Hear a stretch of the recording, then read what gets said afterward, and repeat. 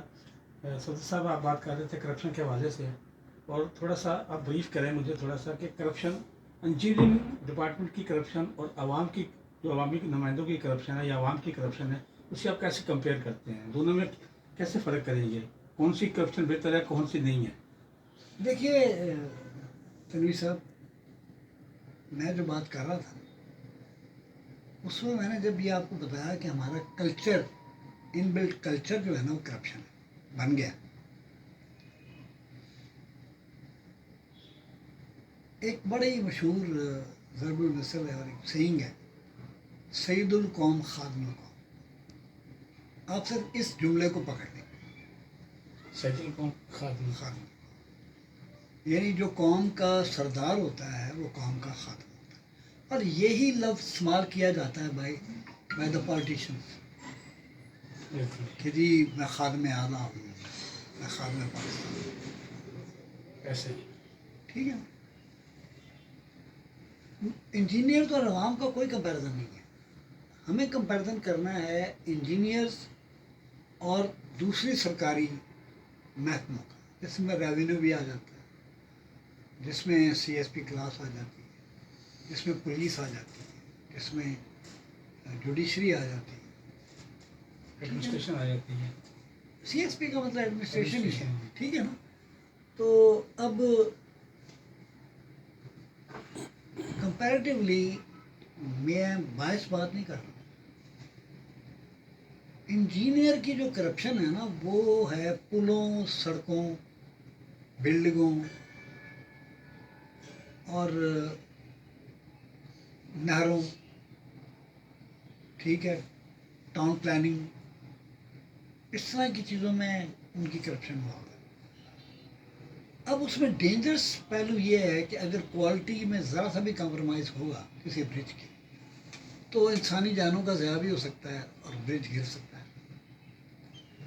लेकिन मेरा ख्याल है कि जो मैंने अब तक की मेरी 66 साल की मेरी उम्र होगी, हमारी महकमे में ये जो ब्रिज गिरे हैं शराबों के अलावा तो ना होने के बराबर हैं। ये बिल्कुल तनवीर ऐसे, साहब, बिल्कुल सही आपने है। तो कोई ऐसी रिपोर्ट नहीं सुनी होगी।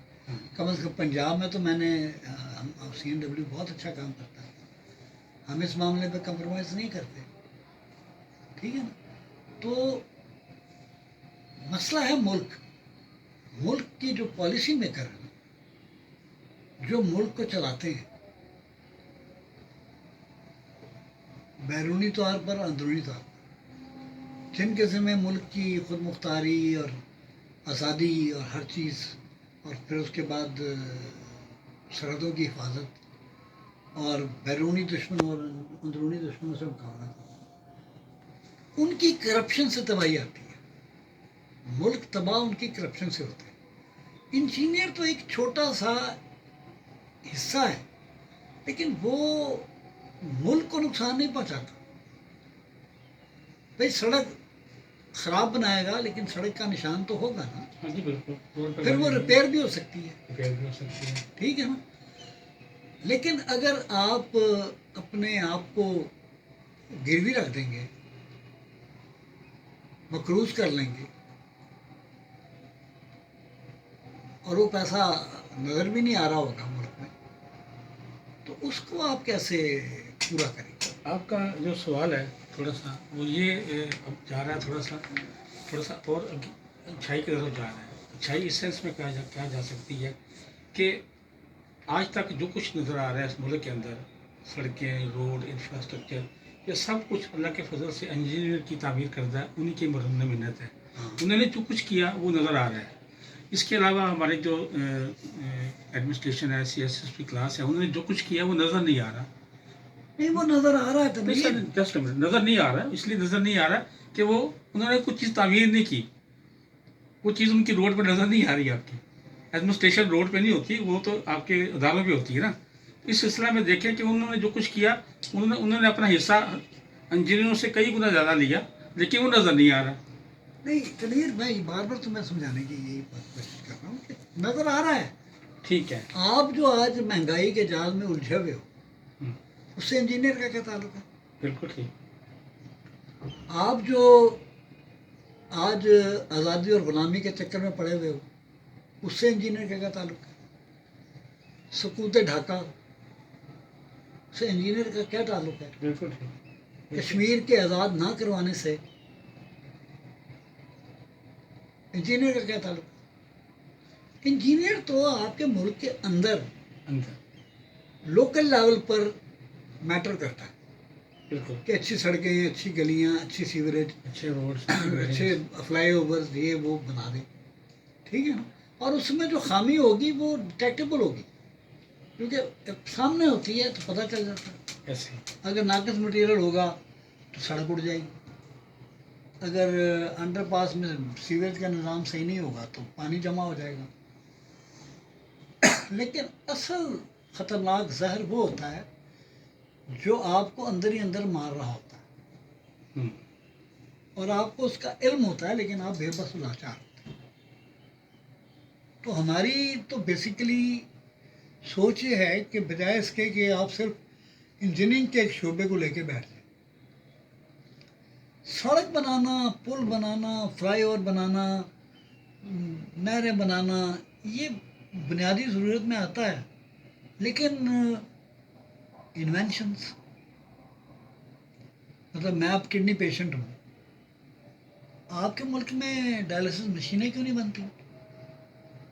آپ کے ملک میں ایکس رے مشینیں کیوں نہیں بنتی؟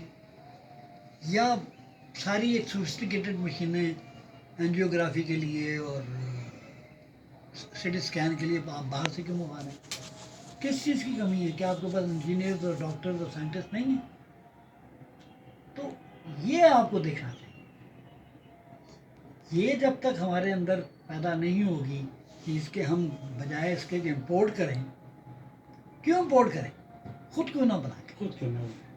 بیسیکلی صحیح فرما رہے ہیں کہ خود کیوں نہ بنائے. پاکستان میں ہر چیز کی یہ اللہ کا فضل، ایٹمی پاکستان ہے. اللہ تعالیٰ نے ہر چیز کر دی ہے. کابل جوہر ہمارے پاس موجود ہے، تو جوہر کابل کو آپ ٹرین آؤٹ کر رہے ہیں، ملک سے باہر بھجواتے جا رہے آپ ہیں. یہ بتائیں مجھے کہ ہمارا ایگریکلچرل